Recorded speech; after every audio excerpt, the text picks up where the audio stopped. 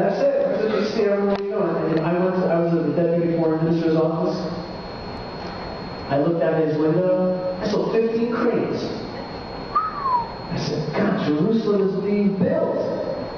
Jerusalem is being built. This is a dream. What's your name? Gil. Gil. Did your grandfather ask to next year be in Jerusalem? The Shabbat? What about his grandfather before that? What about his grandfather before that? 2,000 years of grandpas and grandmas been asking for that. And now, like, if I could take Solomon himself and walk him through Jerusalem, he would pass out. He would be shocked because of what Jerusalem actually is today. So we've been hearing for this for a very long time. Now I want to tell you something. I was very hungry, on this tour. I've been visiting a lot of states. I've been to Nashville. I've been to Santa Fe and Albuquerque. I've been to Atlanta. I've been to Austin. I've been to Boston. I've been to Chicago, Detroit. I've seen a lot of different Jews in a lot of different places.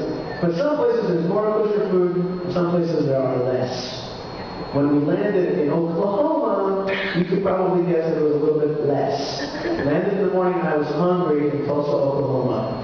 Not exactly a kosher food place in the airport, okay? So, had a gig at the Best Western at the airport in Tulsa, and a lot of good folks showed up there.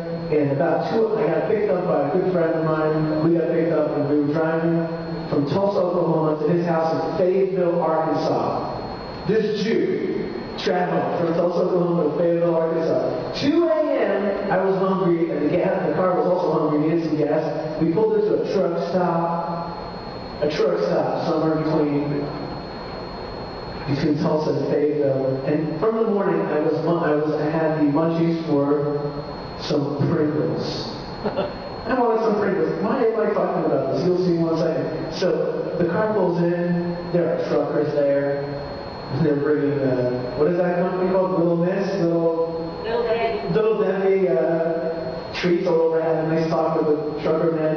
Anyway, I picked up the Pringles. And what does a traditional Jew in America do when he wants to eat some Pringles? What's the first thing you do? Look for the hashtag. You look for the OU. No, it's not a U. It's an OU. Okay, listen to that.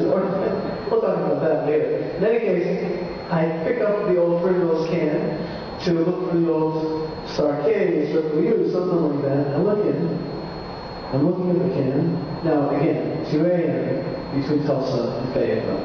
It says, in Hebrew, big Hebrew letters, it says, Kasher Parve, B'Shulha Mutarashit Yisrael, kosher parve, under the supervision of the chief rabbiner of the state of Israel. The state of Israel came to me to show me its glorious and miraculous power. It's amazing kosherness that it wants to make sure that all the Gentiles and Jews around the world can eat kosher food in Hebrew. And I was just so taken aback. And this was one of these moments where I just said to myself, Yishai, Israel's a big deal. We've really been yearning for this for a long time, to be able to eat kosher food, to know that there's a country out there that's watching out for us, watching out for Jewish freedom. But I got that was all the good news. There's a lot more good news. But there's some bad news, because not everybody likes our freedom. For some people, our freedom, our Jewish freedom, is a problem. You know why? Because there is an awesome, powerful, and amazing movement that I respect so much called jihad. When I say respect, I don't mean I like it or love it, but I respect it. And I urge you all to do the same. Throw out of your vocabulary things like stupid, or all kinds of denigrating words. Respect it. Respect it because it is respectable. It is serious. It is organized. It is funded. It is thought out. And this movement is doing so well throughout the Middle East and spreading towards Europe, where they've basically taken Paris and other capitals. And jihad is making its way out to America. Because America, a lot of times, is about the bottom line. Sometimes you can even buy out America. That happens, to my great dismay. And it's spreading here. If you're in prison today, there's a good chance you're going to come out Muslim if you're in prison in America. Because it's a very powerful force. It's a very, in your inner cities, And a lot of folks turn to Islam because they need empowerment. And Islam is empowerment. How does it empower people? By telling you you're valuable, but the guy below you is not. This is in great contradiction to the American value system. What is the American value system, Corey? The American value system is that every person has got value, that every human being is equal under the law, that every human being is intrinsically good, valuable, and has opportunities. Islam does not believe that. I don't mean Islam, I mean jihad Islam. It does not believe that. And there's a little problem when we have a beautiful, shiny, little, tiny Jewish state right in the heart of jihad.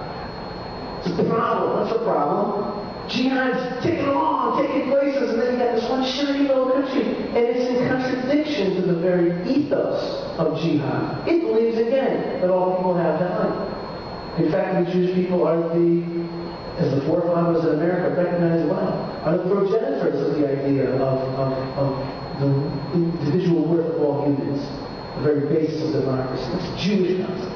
That's the exodus from Egypt, no slavery.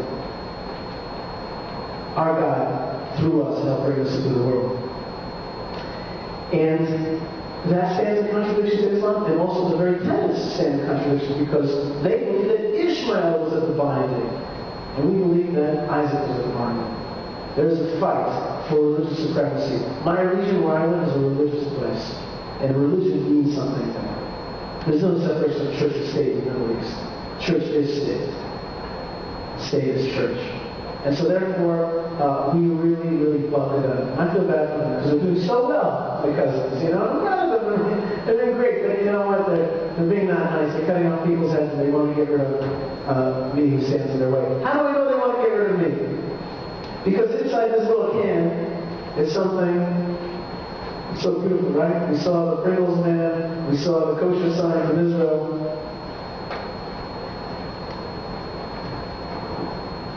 But I got to show you something that was found on my hilltop where I live.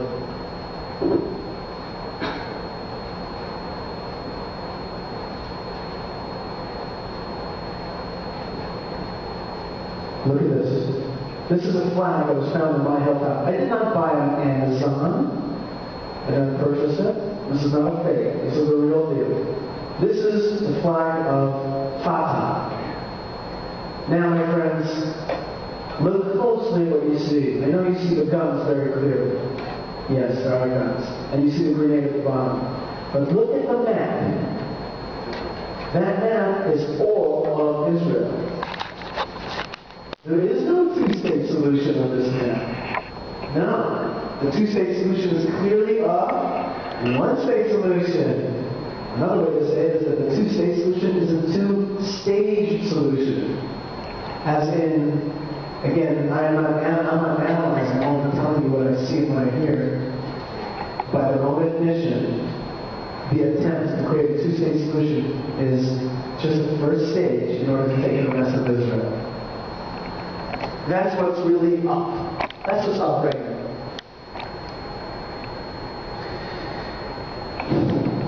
A lot of good people, even people in this room, want to believe that a two-state solution is the only option for peace. And you know what? I respect that. I respect people yearning for peace. I too yearn for peace.